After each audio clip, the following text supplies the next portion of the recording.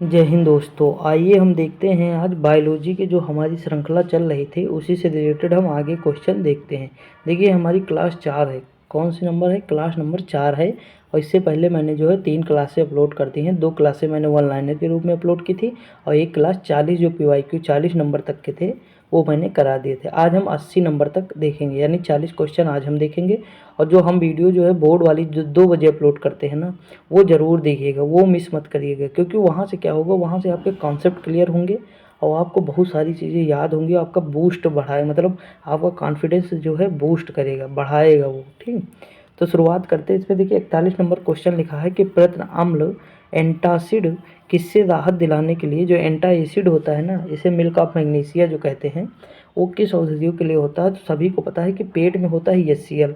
और जब ये मतलब हाई हो जाता है तो हमारा गला जलने लगता है, या हमारे जो मतलब ये ज़्यादा बन जाता है तो हमारा जो गला जलने लगता है ना, तो उसी को काउंटर करने के लिए, यानी बैलेंस करने के लिए हम एंटा एसिड का प्रयोग करते हैं। ठीक, तो ये हमारा पेट से संबंधित होता है।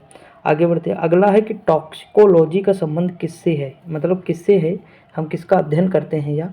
तो देखिए टॉक्सिक मतलब होता है जहर। टॉक्सिक आपने सुना होगा, टॉक्सिक।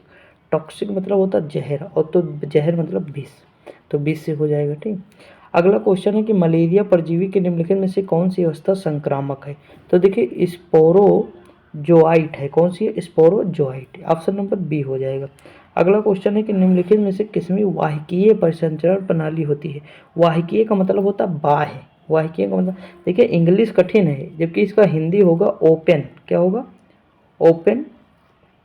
लेकिन जो है इंग्लिश कठिन है। तो देखिए इसमें तिलचट्टा, देखिए मनुष्य में तो बंद परिसंचरण तंत्र होता है। ठीक, और झींगा और तिलचट्टा ये दोनों में होता है, तो 1 और 3 हो जाएगा। ठीक, आगे बढ़ते। अगला है डेंगू बुखार किस रोग वाहक द्वारा संचरित होता है? तो जो डेंगू बुखार होता है ना, एडीज इजिप्टी के द्वारा जो है ये फैलता है। ठीक, ये इसका वाहक होता है।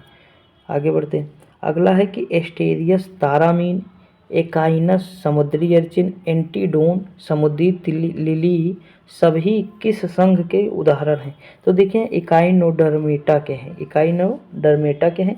देखिए अगर इसमें से क्वेश्चन आता है ना, जैसे मतलब हमारे जो मतलब संघ से क्वेश्चन आता है तो वो हार्ड हो जाता है। ठीक, बाकी जब मतलब बीमारी से आएगा वो भी इजी रहेगा, या और भी बायोलॉजी के और चैप्टर से क्वेश्चन आता है तब सरल रहता है।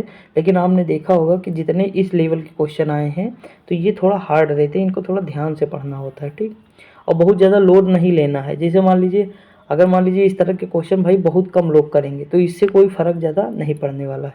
वो तो मतलब आ रहे हैं तो करा दे रहा हूँ, इससे क्या होगा, मतलब प्रीवियस से रिपीट होगा तो आपका काम हो जाएगा। देखिए अगला है निम्नलिखित में से कौन सी बीमारी मादा इन्फ्लूएंजा मच्छर के कारण होती है? तो देखिए इस तरह के क्वेश्चन गलत ना हो तो ज़्यादा बेटर है, क्योंकि ये सब लोग लगभग करेंगे और ये चीज़ें मतलब बहुत इंपॉर्टेंट है। क्योंकि क्वेश्चन बीमारी से आता है और ये मलेरिया से संबंधित है, मादा इन्फ्लूएंजा मच्छर। और मलेरिया जो है किससे होता है? तो प्रोटोजोआ से होता है। किससे होता है? प्रोटोजोआ से। काला जोर भी किससे होता है? प्रोटोजोआ से होता है। अगला है ऐसे अकशेरुकी को क्या कहते हैं जो उभयलिंगी नहीं होते हैं? तो देखिए ये उभयलिंगी कॉकरोच नहीं होते। कौन? कॉकरोच।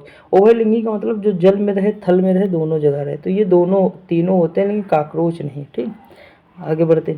अगला है कि मलेरिया किसके द्वारा एक व्यक्ति से दूसरे व्यक्ति तक अंतरित किया जाता है, यानी हस्तांतरण। मलेरिया जो है फैलाता है एक व्यक्ति से दूसरे व्यक्ति के पास। तो देखिए मलेरिया का जो है एनाफिलीज मच्छर, ऊपर अभी क्वेश्चन आया था, एनाफिलीज मच्छर के काटने से कौन सा रोग होता है? मलेरिया। तो मलेरिया हो जाएगा। ठीक, अगला है कि देखिए क्वेश्चन का है कि मतलब क्वेश्चन की भाषा चेंज कर देता है, बस क्वेश्चन को पूछने का तरीका वही है। कल भी क्वेश्चन मलेरिया का है, तो सोच लो कितना इंपॉर्टेंट है। अगला है कि अकशेरुकियों में सीसा विषाक्तता की निम्न विशेषता नहीं है। जो शीशे से जो विषाक्त होता है या जो जहर फैलता है वो किसकी विशेषता नहीं? तो आरक्तता की विशेषता नहीं है। यानी अगर ब्लड की कमी है तो ये इसकी विशेषता नहीं है, बाकी सब में इसकी विशेषता है। अगला क्वेश्चन है निम्नलिखित में से कौन मलेरिया पैदा करता है? तो देखिए मलेरिया किससे होता है, इसे पैदा करता है अलग लिखा, किससे होता है वो होना चाहिए, तो प्रोटोजोआ से होता है, मैंने ऊपर ही बताया। ठीक, आगे बढ़ते हैं।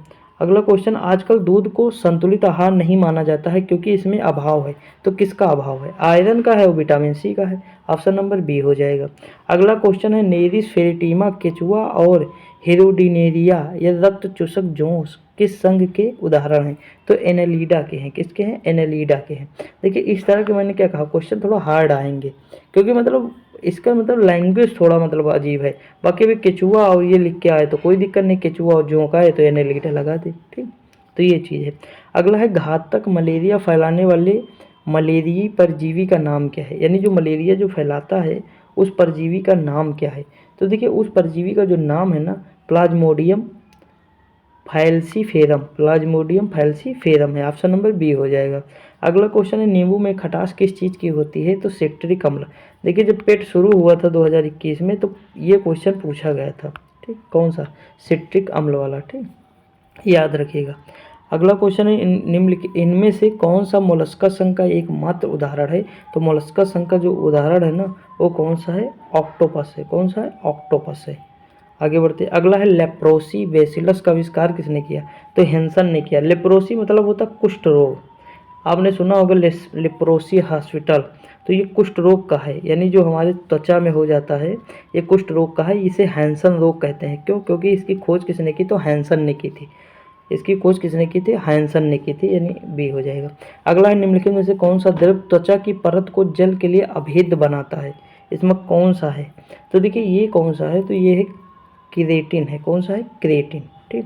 ये त्वचा मतलब त्वचा की परत को जल से अभेद्य बनाता है, ये क्रिएटिन है। आगे बढ़ते हैं। अगला है साइकन यानी साइपा, स्पंजिला यानी स्वच्छ जलीय स्पंज, स्पॉन्जिया यानी बाथ स्पंज किस संघ के उदाहरण हैं? तो देखिए ये सारे जो संघ है ना ये कौन सा है? पोरीफेरा है। कौन सा है? पोरीफेरा। देखिए 2-3 संघ लिख लीजिए, जैसे आर्थ्रोपोडा है, एनेलिडा है, पोरीफेरा है। देखिए इस तरह मतलब 2-3 लिख लेंगे और बाद में याद कर लीजिएगा रिलेट करके थोड़ा सा। अगला है सीमेंट फैक्ट्री में मजदूरों को क्या होने की संभावना होती है? कल क्वेश्चन यही आया था लेकिन बस वहाँ घुमा दिया था, वहाँ बीमारी दे करके और हमसे ये पूछा था किस मतलब मजदूर में होता है। तो देखिए ये होता है एस्बेस्टोसिस, एस्बेस्टोसिस, ठीक। ऑप्शन नंबर डी हो जाएगा। आगे बढ़ते हैं। अगला क्वेश्चन दिया है कि निम्नलिखित में से देह निर्माता, बॉडी बिल्डिंग।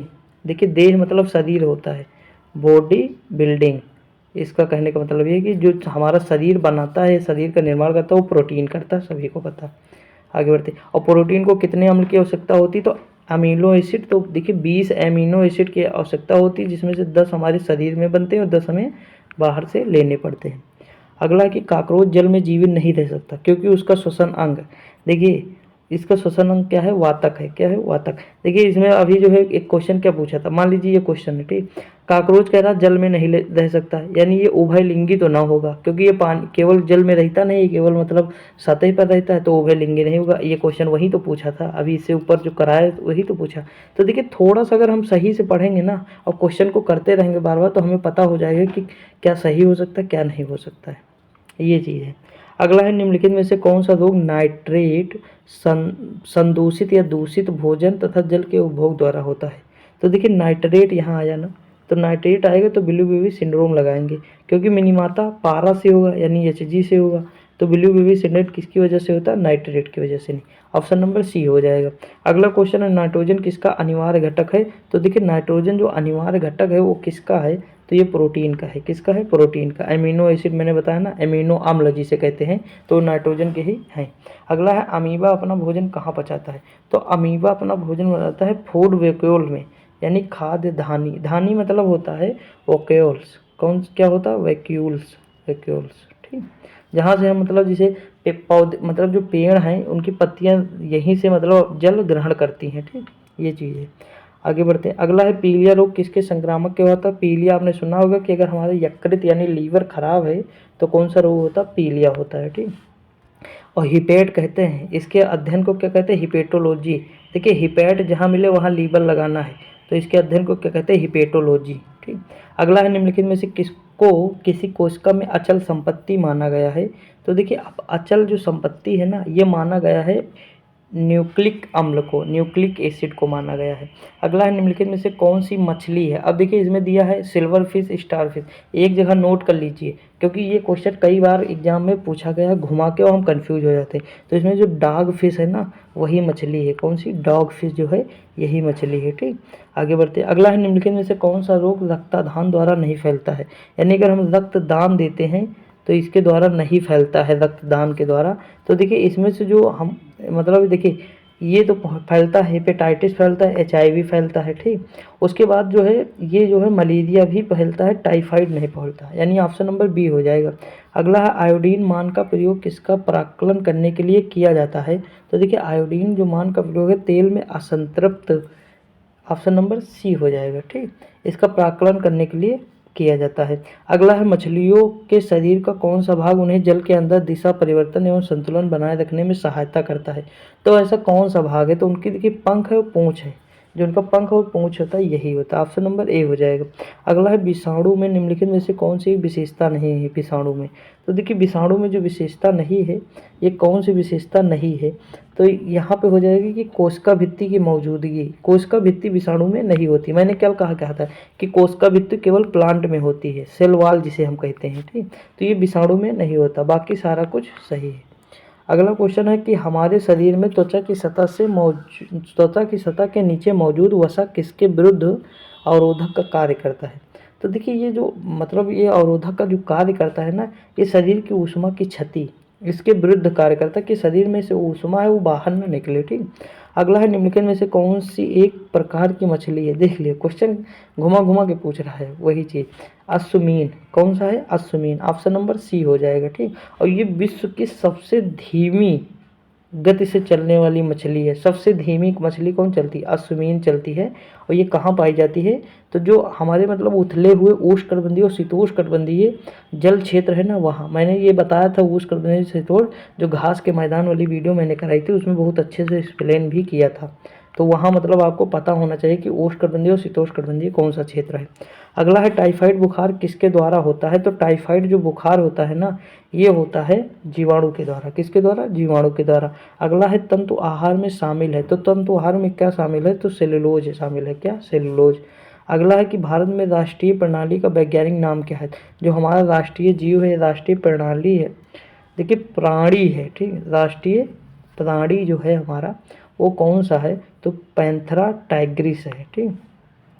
अगला है टाइफाइड पैदा किया जाता है। तो देखिए टाइफाइड किसके द्वारा होता है, तो जहाँ टाइफी होगा वही होगा, तो यानी ऑप्शन नंबर डी हो जाएगा, ठीक। इसमें मतलब ये मतलब इस तरह के लोग को याद करने की ज़्यादा जरूरत नहीं है। देखो टाइफी है ना, टाइफाइड, तो यही हो जाएगा। अगला है निम्नलिखित में से किसका संश्लेषण यकृत द्वारा किया जाता है। तो विटामिन ए, यानी विटामिन ए का संश्लेषण जो है यकृत द्वारा किया जाता है। और अगर हम कौन सा ऐसा विटामिन है जिसे हम गर्म करेंगे तो नष्ट हो जाएगा, तो विटामिन सी है। दूध में कौन सा विटामिन नहीं पाया जाता, तो विटामिन सी, ठीक। सबसे पहले हम गर्म करेंगे किसी चीज़ को तो विटामिन सी खत्म हो जाएगा। आगे बढ़ते हैं। अगला है कि सामान्य जीव अपना स्थान बदल सकते हैं किंतु निम्नलिखित में से कौन सा जीव स्थान नहीं बदल सकता है। तो देखिए इनमें से जो स्पंज है ना वो अपना स्थान नहीं बदलता है, तो हो जाएगा ऑप्शन नंबर डी। तो दोस्तों इसमें 40 क्वेश्चन हम देख लें, इसी तरह की हमारी श्रृंखला चलती रहेगी, हम जब तक 800 क्वेश्चन ना कर लेंगे, ठीक। तो जो लोग बोर्ड वाली वीडियो ना देखेंगे ज़रूर देखिएगा। मिलते हैं अगली वीडियो में, तब तक के लिए जय हिंद।